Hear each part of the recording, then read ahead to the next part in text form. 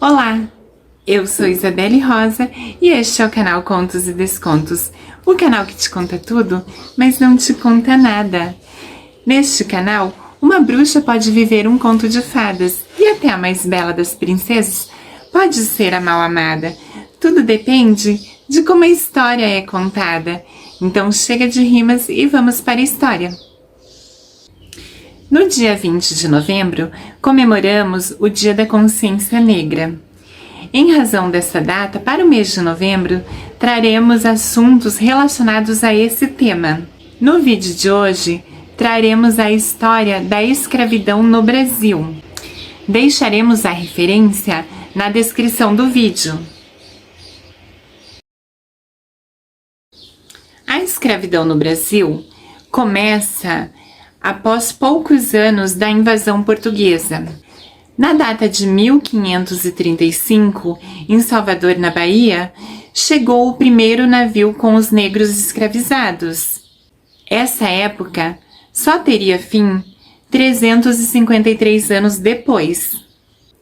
As primeiras pessoas a serem escravizadas no Brasil foram os indígenas. Pouco depois, os negros eram capturados, onde Portugal tinha posse, como em Angola e Moçambique, e também no reino de Daomé. Lá, eles eram capturados e trazidos para o Brasil à força, como escravos. Os historiadores apontam várias causas para se empregar a mão de obra nas colônias. Portugal tinha uma população pequena, cerca de 2 milhões de habitantes. Eles não podiam dispor da mão de obra de seus habitantes para empregar na colônia americana. Eles optaram, então, por mão de obra escrava, para ajudar nas colônias. A escravidão já era praticada na África e no mundo árabe. O transporte de pessoas escravizadas fomentou a produção de mais embarcações, vestuários, alimentos, armas e outros tipos de produções ligadas ao comércio de gente. Por isso, o tráfico negreiro representou um ótimo negócio para a Europa e movimentava grandes capitais nos 3 continentes. Desta maneira, espanhóis, portugueses, franceses, holandeses e ingleses tornaram a escravidão um negócio lucrativo. Superlotavam os porões dos seus navios com os negros africanos, os famosos navios negreiros, e vendiam nos portos do Brasil e em toda a América. Já os negros escravizados não ganhavam nada com isso. Pelo contrário, eles perdiam, porque eles eram vendidos para outras pessoas. Este contingente de pessoas escravizadas foi responsável por toda a riqueza do Brasil, desde o plantio da cana-de-açúcar, a sua colheita, a transformação em caldo de cana, a construção de engenhos e casas, igrejas. Tudo isso foi feito com a mão de obra escravizada. Escravidão e forma de resistência. As revoltas na fazenda não eram raras no período colonial. Muitos grupos de escravos fugiam e formavam comunidades fortificadas e escondidas na mata, chamadas de quilombo. E uma das mais significativas no Brasil colonial foi o Quilombo dos Palmares. Ali podiam praticar sua cultura e exercer seus rituais religiosos. No entanto, vários escravizados não conseguiam escapar e preferiam suicidar do que continuar cativos. Abolição da escravatura. Quando a sociedade europeia começou a adotar as ideias do liberalismo e do iluminismo, a escravidão passou a ser severamente questionada. Afinal, a privação de liberdade não combinava com a nova etapa do capitalismo industrial. Igualmente, quando a Inglaterra aboliu a escravidão nas suas colônias, substituiu por trabalhadores assalariados. Por esta razão, a produção agrícola ali seria mais cara e as colônias inglesas não poderiam concorrer com os baixos preços praticados pelos portugueses. Assim, era necessário transformar a mão de obra escravizada em trabalhadores assalariados. Isto iria igualar os preços da produção e, no futuro, os ex-escravos poderiam se tornar consumidores. Por isso, a Inglaterra, que liderava a nova expansão capitalista industrial, aprovou a lei Bill Aberdeen. Esta transformou a Marinha Real Britânica numa arma contra o tráfico de escravos em qualquer parte do mundo, pois permitiu que seus navios abordassem navios negreiros de qualquer nacionalidade. Importar pessoas para serem escravizadas acabou de se tornar cada vez mais caro. No Brasil, o tráfico foi oficialmente abolido em 1850, com a Lei Eusébio de Queiroz. Mais adiante, em 1871, a Lei do Ventre Livre garantiu a liberdade aos filhos de escravos. E, em 1879, teve início a campanha abolicionista liderada por intelectuais e políticos. Posteriormente, a Lei dos Sexagenários de 1885 garantia a liberdade aos escravos maiores de 60 anos. A Lei Áurea. A abolição da escravidão no país foi concedida pela Lei Áurea, aprovado pelo Senado e assinada pela Princesa Isabel no dia 13 de maio de 1888. A lei encerrava décadas de discussões em torno de várias questões, porém a mais importante era: se os escravos fossem libertados, o governo pagaria indenização aos proprietários? Por fim, venceu a tese de que os donos de escravos não receberiam nenhuma compensação financeira. Isso retira o apoio dos latifundiários escravistas, davam à monarquia. Quando surge o golpe republicano, os grandes proprietários de terra sustentam um novo regime. Libertos sem qualquer plano, os ex-cativos se viram entregues à própria sorte e passaram a formar um enorme contingente de pessoas sem qualificação. Nós sabemos que no Brasil existiram e ainda existem vários tipos de escravidão. É algo bem triste, mas que existiu e que ainda existe até os dias de hoje. Lá nos primórdios da colonização brasileira pelos portugueses, os indígenas, os nativos, aqui da terra, eles foram escravizados. Eles eram uma forma de, como eu posso dizer, uma alternativa à mão de obra africana, No começo, eles faziam serviços em troca de objetos, como espelhos, facas. Depois isso foi se tornando mais brutal e eles começaram realmente a serem caçados, Então, é algo assim que, se nós formos parar para pensar nos dias de hoje, é algo terrível. Então, os indígenas, mesmo sendo escravizados, eles eram considerados súditos da coroa portuguesa, Então, quando eles começaram a ser escravizados, era algo bem polêmico, E mesmo assim, isso não impediu que acontecesse. Infelizmente, isso aconteceu. Eles eram utilizados principalmente na extração do pau-brasil, que nós sabemos que hoje em dia é quase inexistente por conta de toda essa ganância europeia, dos bens materiais e naturais aqui das Américas.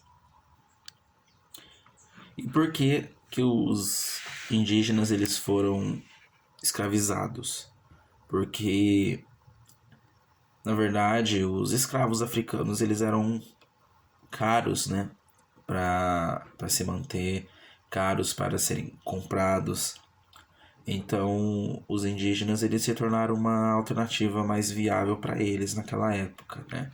Mais barata, como nós podemos dizer assim. Eles podiam ser caçados, né? Como já foi dito anteriormente, e eles também podiam ser, como eu posso dizer, eles podiam ser comprados entre as tribos, né? Existiam algumas guerras e essas guerras elas geravam alguns prisioneiros, né?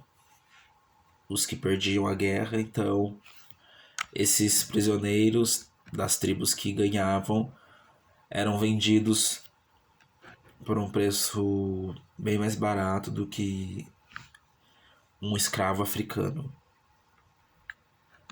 E esse ato ele pode ser chamado de compra à corda. Além de toda a mão de obra, eles também eram utilizados para combates, né, para conter os escravos africanos que se recusavam a serem escravizados, e eles também auxiliavam os capitães do mato, né, na captura de escravos fugitivos, já que eles conheciam bem a terra. E eles também tinham a fama de serem muito rebeldes e várias vezes recusavam a fazer alguns serviços, né? E gerando assim o famoso boato, apelido de que os indígenas eles eram preguiçosos, que não é verdade, eles só não queriam se submeter àquilo, né? Ninguém queria, mas como eles conheciam bem a terra, eles fugiam para o mato e não eram encontrados, né? Porque os colonizadores não conheciam aqui a região como os indígenas conheciam. E nós podemos dizer que o início do fim da escravidão indígena surgiu por meados de 1570, por meio da Carta Régia, que foi instituída, né? A chamada Guerra Justa, que na verdade era um meio de escravidão voluntária. Então eles não eram obrigados, eles eram voluntários a serem escravizados, a prestarem serviços. E a escravidão indígena ela só foi, enfim, combatida efetivamente a partir de 1757, por meio de um decreto de Marquês de Pombal. Então, assim, nós podemos dizer que foi o marco do fim da escravidão indígena aqui no Brasil, né? Já com os negros, né, os africanos trazidos lá da África, de suas colônias, essa escravidão surgiu aqui no Brasil por volta de 1530, né? Então, foi como eu posso dizer, uma segunda opção para os portugueses, né? Porque os indígenas, eles várias vezes eram rebeldes e tudo mais. Então, os africanos, eles eram mais, não sei se eu posso dizer, mas eles obedeciam mais os portugueses, né? Eles, na verdade, acho que eles nem sabiam o que estava acontecendo. Que é algo triste para parar para pensar hoje em dia, né? E os africanos, eles chegavam ao Brasil pelo tráfico negreiro, né? Os famosos navios negreiros. Vários deles não chegavam nem vivos ao Brasil, porque era uma viagem muito perigosa. E eles vinham no porão dos navios, então, junto com ratos, insetos.